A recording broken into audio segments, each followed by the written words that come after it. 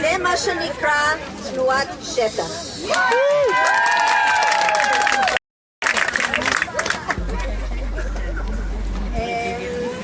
טוב, אנחנו מתחילים. סגנית ראש העיר שדרות, יהודית אוליאל מלכה, ראשי מועצות בני שמעון ושער הנגב, סיגל מורן ואלון שוסטר, נשים עושות שלום, וגברים התומכים בנשים ברוכות הבאות וברוכים הבאים. שמי ויויאן סילבר, חברת קיבוץ בארי שבנגב. ב-25 לנובמבר 2014, לפני 3 שנים כמעט, צעדו על הכביש ממולנו כ1,000 נשים שהגיעו ברכבת מכל קצוות הארץ להשקת התנועה נשים עושות שלום. הלא יאמן קרה. קומץ אנשים שהגו את הרעיון להקים תנועת נשים שונה מתנועות שלום שהוקמו עד אז, לא חלמו על הירתמות כה גדולה וכה מהירה, ללא שום תשתית ארגונית, ללא תקציב. היה זה רגע מכונן. כולנו שנכחנו באירוע הבינו שמוטלת עלינו אחריות כבדה מאוד. כך גם הזהירו אותנו את כלת פרס נובל לשלום ליימה בואי, שאמרה, אתן שלקחתן על עצמכן להחזיר את התקווה לאוכלוסייה ששקעה לתוך ייאוש ואדישות, לא תהיה לכם שום אפשרות מוסרית להפסיק את העבודה באמצע. אין זו החלטה אקראית לצאת למסע שלום נוכחי דווקא מהנגב. בפרק זמן שנים בין דצמבר 2008 לאוגוסט 2014, האזור שלנו חווה 3 מלחמות עם אבדות ונפגעים כבדים משני הצדדים. צוק איתן היווה מעין קש ששבר את גב הקמל. לראיה, הקומץ הפך ל1,000, שתוך שנה גדל ל8,000, וכעת אנו מונות מעל 26,000 דתיים וחילונים, ילידי הארץ ועולים, יהודים, מוסלמים ודרוזים, מהימין, מרכז ושמאל. המסר שלנו פשוט וברור. עלינו לשנות פרדיגמה. במשך 7 עשורים אומרים לנו שרק מלחמה ומלחמות יביאו את השלום. כיום אנו מבינות שזה אין נכון, זה לא נכון.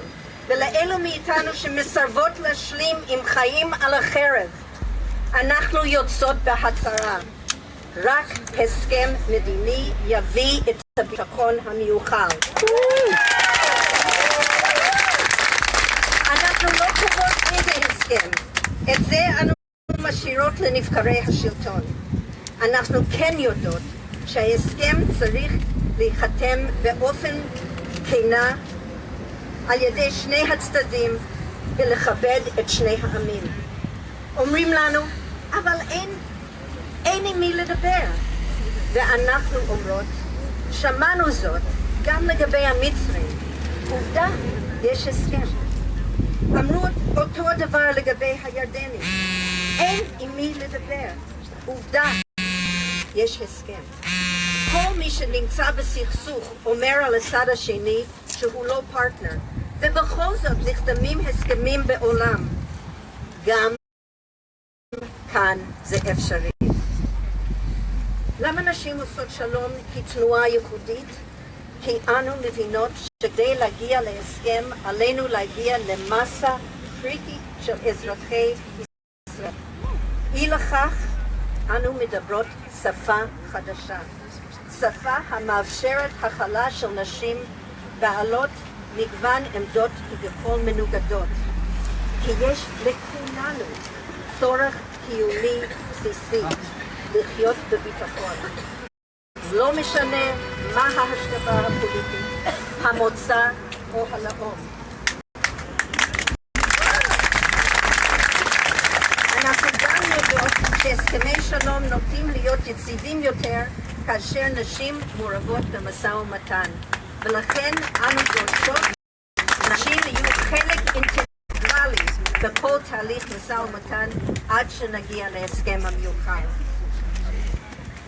כשיגידו שריון ויתכוונו לצו, כשיגידו מג"ב ויתכוונו לספונג'ה, כשתרגיל יהיה בחשבון וחטיבה תהיה בין יסודי לחון, וקו יהיה באוטובוס ודובדבן וחרוב יהיו רק פירות, וכשחתול יהיה אקמול. רק אז נדע שהשלום אמיתי.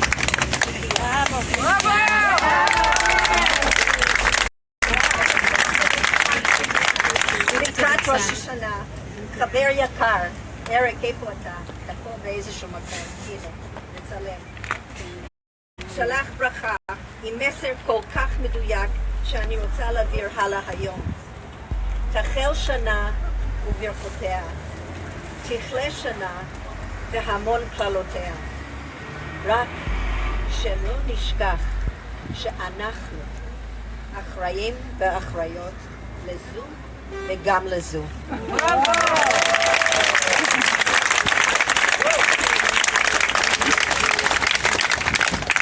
לכבוד לי להזמין את צוות ההיגוי של נשים עושות שלום להקריא את הקריאה לשלום של התנועה.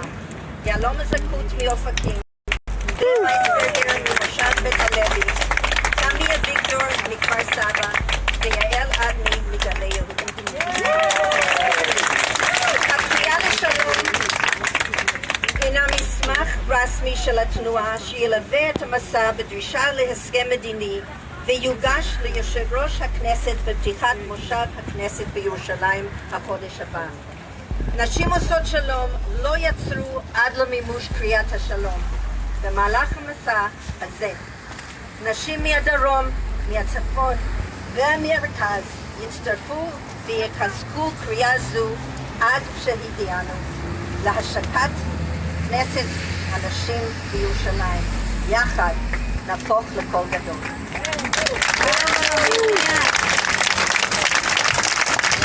כשאנחנו מתחילים, כשאני עושה את הסימן הזה, מתחילות, יאללה. כן, זה אפשרי. בואו נתאמן רגע. כן, זה אפשרי. אנו עשרות אלפי נשים, יהודיות וערביות, חילוניות ודתיות, מהמרכז ומהפריפריה, ומכל גווני הקשת הפוליטית והחברתית, קוראות יחד לשלום, בינינו ועם שכנינו.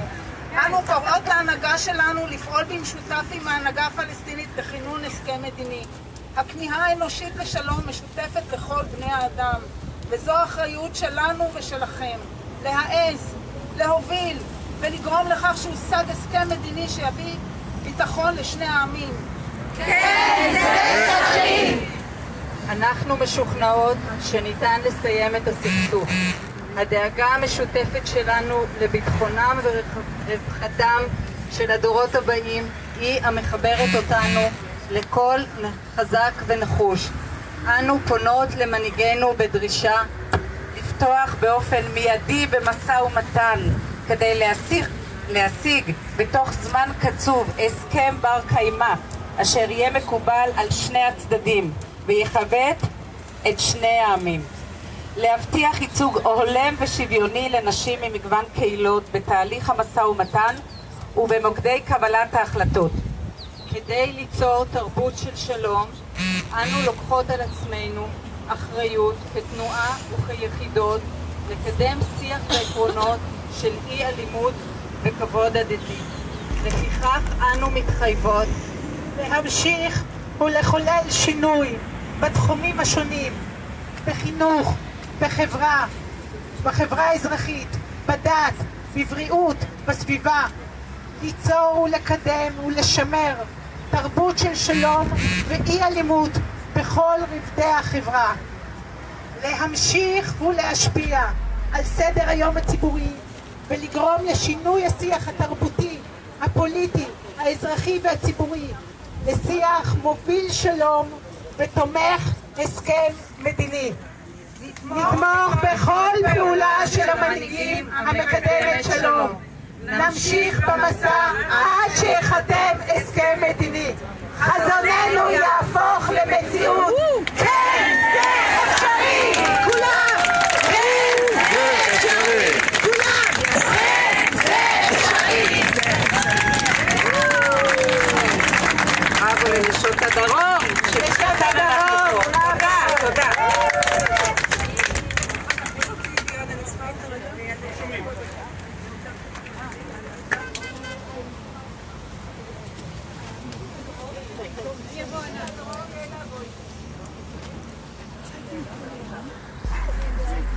יחד נהפוך לקול גדול.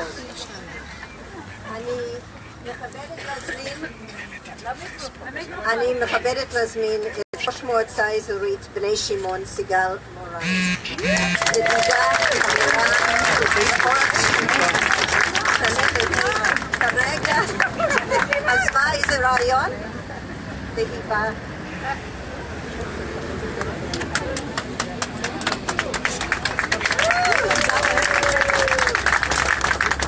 בוקר טוב.